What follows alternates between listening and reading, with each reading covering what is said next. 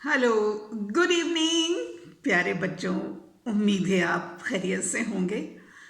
और आज मैं आपको बहुत अच्छी सी कहानी सुनाने जा रही हूँ। और जनाब, ये कहानी एक ऐसे शख्स के बारे में है जो इंतहाई निकम्मा किस्म का था। निकम्मा जानते हैं किसे कहते हैं? जो लोग कोई काम नहीं करते, सारा वक्त बैठे आराम करते रहते हैं और घर का भी कोई काम नहीं करते, है ना। बाहर का भी कोई काम नहीं करते सिवाय लेटे रहने के, टीवी देखते रहने के। तो ऐसे लोगों को निकम्मा कहा जाता है, जो लोग कोई काम नहीं करते हैं। तो ऐसे यार, आपने भी ऐसे बहुत से लोग देखे होंगे अपने आसपास जो इस तरह के लोग होते हैं। और कुछ लोग बहुत मेहनती होते हैं, सारा वक्त काम करते रहते हैं। उनसे कोई काम कहा जाए तो वो लोग काम को कभी इनकार नहीं करते, वो काम कर देते हैं। तो बच्चों, आज की कहानी जो है वो ये किसी तरह से एक निकम्मे से इंसान के बारे में है। तो जनाब, वो जो निकम्मा सा आदमी होता है, वो उसकी एक बीवी होती है और दो बच्चे होते हैं। उसका एक खेत होता है और वो खेतों में काम नहीं करता है और बड़ा ही सारा वक्त जो है वो बिस्तर पे ही लेटा रहता है। तो उसकी बीवी उसको कई दफ़ा कहती है कि भाई तुम काम करो, अगर काम नहीं करोगे तो कैसे गुजारा होगा, ठीक है ना। यहाँ काम के बगैर तो गुजारा नहीं हो सकता। आपको कोई भी काम कर, आपको अगर खाना भी खाना है तो आपको मेहनत करना पड़ती है। खाना पका, सामान लाना पड़ता है, फिर खाना पकाना पड़ता है, फिर खाना खाने के लिए आपको उठ के बैठना है और खाना भी खाना है, खाना पकना है, खाना खाना है। तो बच्चों, इस तरह से क्या होता है कि उसकी बीवी उसको बहुत कहती है कि भाई ये अच्छी बात नहीं है, तुम कुछ काम करो, अगर तुम काम नहीं करोगे तो फिर मैं काम करूँगी। लेकिन उसको फिर भी बुरा नहीं लगता। तो क्या होता है कि उसकी जो बीवी होती है बच्चों, वो चली जाती है खेतों में काम करने के लिए। और वो जाके खेत में काम करती थी और ये जो था, ये सारा वक्त बिस्तर पे ही लेटा रहा करता था। तो एक दिन उसकी बीवी जब वापस अपने खेत से काम करके अपने घर वापस आ रही होती है तो उसे एक बुज़ुर्ग से एक साहब मिलते हैं। तो वो बुज़ुर्ग साहब जो होते हैं वो उससे कहते हैं कि बेटा, मैं बहुत भूखा हूँ, क्या तुम मुझे कुछ खाना खिला सकती हो? तो वो कहती है, हाँ हाँ बाबा जी, क्यों नहीं। आप मेरा घर ये साथ ही है, पास है, आप चलें, मैं आपको जो है अच्छा सा गरम ताज़ा ताज़ा खाना खिलाऊंगी। मैंने भी खाना खाना है, मैं आपको भी खाना खिला दूंगी। तो वो बाबा जी जो हैं वो उसके खातून के साथ उसके घर चले आते हैं। और जब वो घर आते हैं तो वो जो औरत होती है वो अपने हस्बैंड को बताती है कि देखो, आज जो है ये मैं भी आ रही थी तो एक बाबा जी मुझे मिले हैं और इनको भूख लग रही है और मैं, चूँकि हम भी खाना खाएंगे तो मैं उनको अपने साथ अपने घर लेकर आ गई हूँ। अब क्या है कि तुम भी थोड़ा सा उनके पास जाके बैठो जब तक मैं कोई खाना वाना बना के लेकर आती हूँ, और फिर हम उनको भी खाना देंगे, हम लोग भी खाना खाएंगे। वो कहता है चलो ठीक है। तो बच्चों, क्या होता है कि वो जो है वो आके खाना पकाती है और बाबा जी के लिए भी रोटी डालती है और अपने लिए भी रोटी पकाती है और अपने बच्चों के लिए भी पकाती है। और वो जो है वो आदमी वो जाके बाबा जी के पास बैठता है और बाबा जी से बड़ी बातें करता है। फिर वो लोग जो हैं वो उसी बाबा जी के साथ ही बैठ के जो है वो खाना खा लेता है। और बाबा जी जो हैं वो उसके अखलाक से बड़ा मुतासिर होते हैं कि भाई ये औरत तो बहुत अच्छी है, ये आदमी भी अच्छा है और बड़ा इसने जो है हमें, मुझे भूख लग रही थी तो उसने मुझे रोटी दी। तो बच्चों, वो जो आदमी होता है वो बड़ा खुश होता है जाने से पहले। वो कहता है कि तुम लोगों ने मेरी इतनी मेरी खातिर की और मेरे इतना अच्छी तरीके से मुझे खाना दिया और मेरे साथ इतनी अच्छी बातें की हैं और तुम लोग तो बहुत अच्छे लोग हो। और मैं चाहता हूँ कि तुम लोगों को जो है वो कोई तोहफ़ा दे के जाऊँ। तुम मुझे बताओ कि मैं क्या ऐसा तोहफ़ा दूँ या क्या दुआ दे के जाऊँ, ठीक है, जिससे जो है वो तुम्हारे लिए जो तुम चाहते हो और तुम्हारी दुआ पूरी हो जाए। तो वो आदमी कहता है कि बाबा जी, मुझे तो कोई ऐसी दुआ दे के जाएं कि मुझे कोई काम ही ना करना पड़े किसी भी किस्म का, मतलब मैं बस सारा वक्त आराम ही करता रहूं और मुझे बस ऐसा कुछ जो है ना आप दुआ दे दें या ऐसा कुछ करके चले जाएं, मेरे काम सारे खुद ब खुद हो जाएं और मुझे कोई काम ना करना पड़े। क्योंकि पता था ना निकम्मा सा आदमी है, इसलिए उसको तो यही ख्वाहिश होनी थी। तो क्या होता है, वो बाबा जी कहते हैं कि हाँ चलो ये भी मैं तुम्हारी ख्वाहिश पूरी कर देता हूँ। लेकिन तो मैं उसके लिए तुम्हें कोई ऐसा मतलब ऐसा मैं कुछ करता हूँ कि तुम्हारे घर के सारे काम हो जाएं और तुमको कुछ ना करना पड़े, बस तुम जो वो सारा वो बिस्तर पे ही लेटे रहो जैसे तुम्हारी ख्वाहिश है। वो कहते हैं ठीक है। वो कहते हैं कि अच्छा ऐसा है, मैं जा रहा हूँ और जाने से पहले तुम्हें एक देव तोहफे में दे के जाऊँगा। वो देव जो है वो सारे तुम्हारे काम कर दिया करेगा और तुम आराम से बैठ के खाना, ठीक है। लेकिन एक बात का तुमने ख्याल रखना होगा। वो भला वो क्या, वो ये कि तुमने इस देव को कभी भी खाली नहीं बैठना देना है। अगर ये काम में सारा वक्त इसको मसरूफ़ रहो, अगर ये खाली बैठ गया तो ये तुम्हारे लिए बड़ा ख़तरे का बाइस हो जाएगा, है ना। हो सकता है तुम्हें वो परेशान करे, हो सकता है तुमको वो तुम्हें ही खा जाए।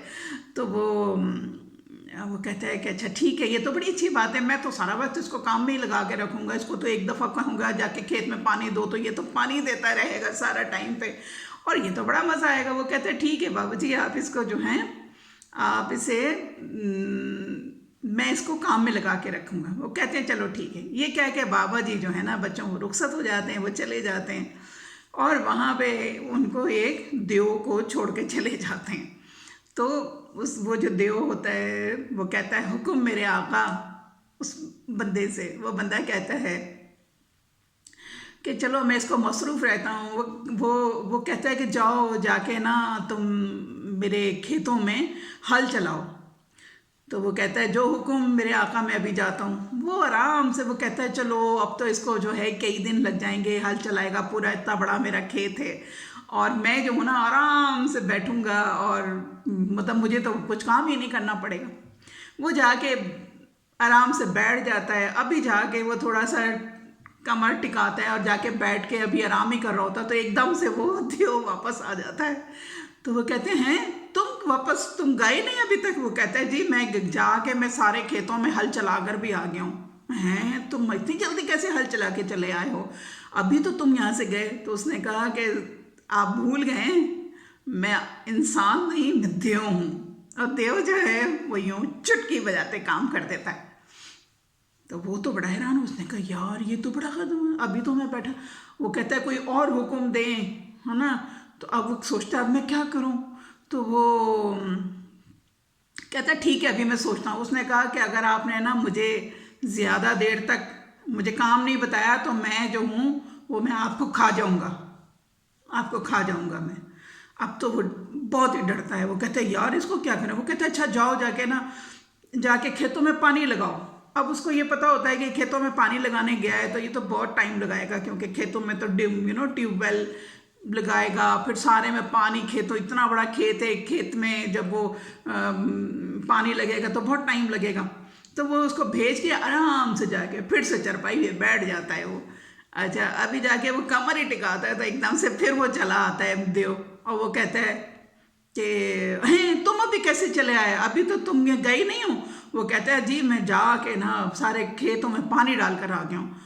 ओहो, वो तो बड़ा परेशान होता है। वो सोचता है मैंने जो बड़े बड़े काम बोले थे, अगर ये चुटकी बजा के आ गया तो ये बाकी काम तो ये यूं ही कर देगा उठा के, और मैं अब क्या करूं, अब ये तो मुझे खा जाएगा। वो अपनी बीवी को बुला के वो बड़ा परेशान होता है। वो कहता है कि यार मैंने ये क्या किया, ये देव तो फौरन ही जल्दी जल्दी काम करके आ जाता है, और अभी मैंने इसको इतने बड़े बड़े 2 काम कहे कि वो मैं तो समझा था कि ये कई दिन लगाएगा खेतों में हल चलाने के लिए, और पानी लगाने के लिए उसको सारा दिन चाहिए खेत के लिए, ट्यूबवेल में से पानी डालेगा। लेकिन ये तो आके मिनटों, अभी तो मैं जाके कमर ही टिकाता था तो ये चला आता था, अब मैं क्या करूं। तो उसकी बीवी कहती है कि देखो ये अगर तुमने इसको काम नहीं दिया तो तुम्हें पता है बाप, तुम्हारी तो यही ख्वाहिश है कि तुम सारा वक्त जो है ना ऐसे बिस्तर पे बैठे रहो, और अब वो जो देव है वो तो जाहिर है देव है, वो तो फौरन ही काम करके चला आएगा और तुम्हारे लिए तो बड़ा मसला हो जाएगा, ये तो तुम्हें खा जाएगा। तो वो कहता है कि तुम कोई हल बताओ। उसने कहा मेरे पास एक तरकीब है, ठीक है, लेकिन ये है कि तुमको मुझसे एक वादा करना पड़ेगा। अगर मैं अदरवाइज़ जो है अगर तुम मुझसे वादा नहीं करोगे और तुमने वो नहीं किया तो फिर मैं इसकी जिम्मेदार नहीं हूँ, फिर ये जो है ना, ये जिन तुम्हें खा जाएगा। वो कहता है क्या है, मेरी जान बख्शो, मुझे जल्दी से बताओ, ये जिन तो मुझे मुझे खा जाएगा, तो मुझे बताओ मुझे क्या करना चाहिए। वो बीवी कहती है कि चलो ठीक है, मेरे पास एक तरकीब है, लेकिन तुमने मुझसे ये वादा करना है कि आज के बाद तुम जो हो वो बिस्तर पे नहीं बैठोगे, तुमने काम करना है खेतों पे जाके, तुम इस घर के सरबराह हो, और तुम इस घर के मतलब काम तुम्हारी जिम्मेदारी है कि तुम जाके खेतों में काम करो। अगर तुम नहीं करोगे तो जो है ये तो बहुत बुरी बात है, खेतों में मैं औरत होकर मैं जाती हूँ, जाके काम करती हूँ। अगर तुमने ये नहीं किया, अगर तुम उससे वादा करते हो कि आज के बाद तुम काहिली और सुस्ती नहीं करोगे, तो मैं तुम्हारा इस मसले का हल चुटकियों में निकाल सकती हूँ।